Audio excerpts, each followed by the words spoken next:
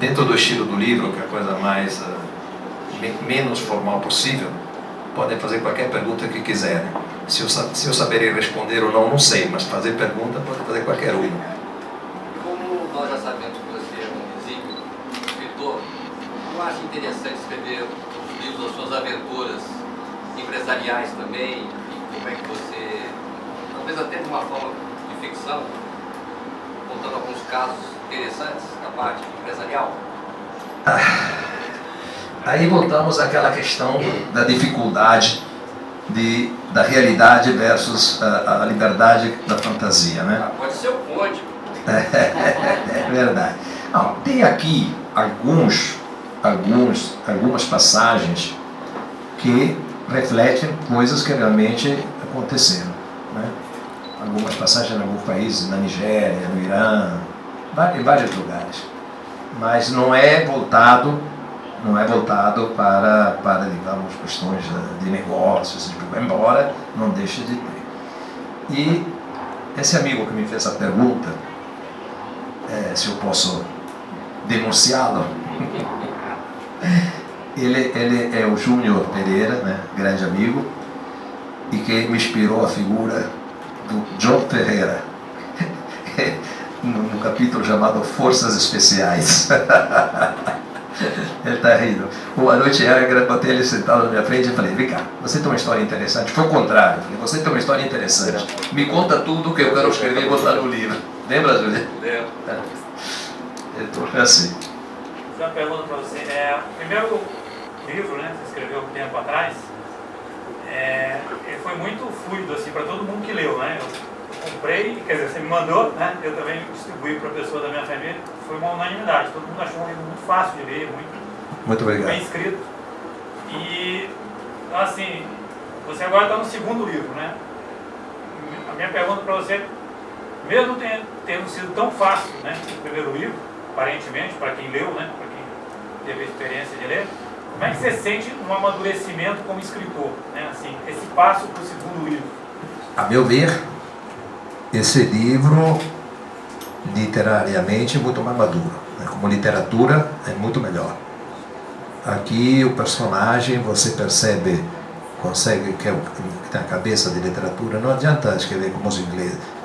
Fazia frio, o cara tremeu, o cara se assustou, ficou com fome. Você tem que entender isso, a meu ver, pelo que acontece em volta, e como ele se comporta. Essa é a minha maneira de ver, não dizer, entendeu? Então acho que esse livro é menos narrativo nesse aspecto, apesar de ser uma série de contos engraçados, aliás, muitos desses contos são simplesmente piadas conhecidas ou não, que eu transformei como se fosse uma história, tá? Então é diferente. Agora, eu estou já escrevendo a continuação do primeiro livro, né? Porque são livros completamente diferentes. Aquele livro, quem gosta, quase todo mundo que leu, pegou o livro, leu e não parou. Né? Leonardo também leu. Pega o livro, quer ler até o fim, porque tem uma história que prende. Aqui não tem uma história que prende, porque não é um livro, não é uma história que prende. São um monte de contos. Eu estou escrevendo a continuação daquele outro, que não adianta me botar pressa. Estou olhando para ele, porque o editor, tudo sempre pronto amanhã, mas quem faz sou eu, né? Então, vai ficar pronto. Demora. Vai ficar pronto, vamos lançar ele no ano que vem. Em 23, prometo para 23 fica pronto. Está bastante adiantado. O Elias está me ajudando, ele sabe disso, né, Elias? Já estamos mais do que metade, mas é complicado, o livro é muito mais complicado, porque o romance histórico exige muitíssimo mais trabalho do que contar contos. Aqui você conta um conto, pronto, acabou. Tem alguma pesquisa histórica? Tem. Se você vai voar de Baku para Moscou, como é que você voa? Não pode dizer que pegou a França, para dar um exemplo, mas e tem que ser avião daquela época, mas não tem muita coisa. No romance histórico é muito mais complexo. Você escreve menos, se você quiser, mas com muitíssimo mais trabalho de pesquisa, entendeu? Mas vai continuar. E esse outro livro vai ser no estilo primeiro, vai ser bem narrativo, etc. Eu acho que ele também já está sendo escrito num nível literário bem melhor que o primeiro. Confirma? Acho que você amadureceu muito e está trilhando um caminho muito próprio. Porque o romance histórico ele se nutre de dados históricos, mas ele é entremeado pela fantasia, pela construção, de uma linguagem que você está batalhando. Aí, esse senhor aqui, ele diz, poxa, mas se está tendo sucesso, vai matar o cara? Precisa não ter o terceiro livro dele. Né? Vamos fazer o terceiro livro. Mas eu não posso fazer ele viver 120 anos. Porque ele deve ter Getúlio Vargas. Não tem como chegar a Getúlio Vargas. Né? Então, já tenho ideia, já contei. Aí vai ser diferente. Aí eu vou escrever Augusto Líbero. Em inglês seria The Untold Stories. As histórias que não foram contadas. Aí eu vou ter que ir para trás, capítulo por capítulo, dos 2 livros e injetar lá dentro histórias que se encaixem naquele momento, mas que de repente não foram detalhadas. Por exemplo, a Guerra do Paraguai lá é um capítulo, não impede que eu escreva outro, né? Mais em detalhe, inferindo outras situações, e aí por diante. Essa é a ideia que eu vou fazer, mas isso aí já vai ser o 5º livro, porque primeiro tem que acabar esse aí, a luta continua, depois agora estou com essa ideia de escrever um outro desse aqui, e depois vou escrever esse outro aí. Eu falei, mas já foi. Mas como dizer, se escrever é tão gostoso porque parar de escrever. Acabar um livro, cara, sabe que é uma sensação estranha? De um lado diz, acabei, finalmente. E do outro você fica triste, e agora? O que eu vou fazer? Acabou o livro. Esse livro aqui, por exemplo, eu estou triste, está lindo, maravilhoso, mas acabou, não tem mais nada a escrever. Então tem que escrever outro. É assim que eu penso. O processo que eu achei mais bonito da evolução entre as várias versões do livro Sim. foi a evolução da Marquesa, que antes era uma aparição, era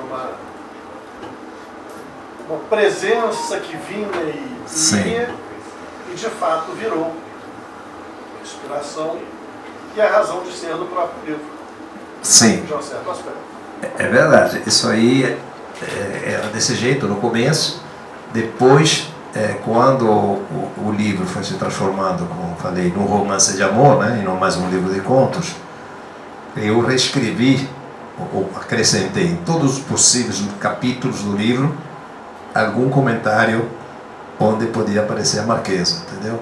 Tipo assim, o cara conquista a mulher, não sei o que lá, beleza, uma noite maravilhosa, mas depois olha para o lado e diz, sim, mas não era a Marquesa, né? Porque ele está sempre procurando a Marquesa, entendeu? Então, é verdade, eu vou botando, ou então acorda no meio da noite, toca o telefone, é ela que está chegando, aí sobe, vai buscar, etc. Acorda no dia seguinte, não tem. Parecia um sonho e era um sonho, né? Exatamente. Sim, tem muito disso, eu inseri muito disso depois, para dar continuidade. Mas aí é depois que entrou o Conde, né? Você quer mais pergunta, alguma coisa? Voltando ao assunto de falar, você disse, eu não gosto de fazer uma biografia, mas eu acho, eu que te acompanhei durante muito tempo, você fazendo N viagens no exterior e você sendo poliglota, eu acho que você deveria mostrar essa sua experiência, que foram, teve passagem na Argélia, na Nigéria, no Iraque, enfim, uma infinidade de lugares. Eu acho que essa sua experiência é rica e você teve sido um grande sucesso. Eu acompanhei você desde assistente dentro da Intelbras, você chegando a diretor, depois, enfim, Galgô, que é uma companhia siderúrgica atlântica, Vale. Eu acho que essa experiência rica você deveria retratar. Como coisas pessoais, não é exatamente o que eu tenho muita vontade de fazer. Mas aqui tem situações que são, por exemplo, se passa na Suíça, na Argentina, na Itália, Monte Carlo, depois na África, na Nigéria, deixa eu ver, Lagos, na Argélia, no Equador, Bogotá, Caracas, Peru, Teherã, Bagdá, União Soviética, Bangkok, Bali, Índia. Isso já pega parte. Pega. Índia, Japão. Japão, onde mais? Chile. Você devia botar aí também o Washington, onde você fez o gol mais bonito da sua vida.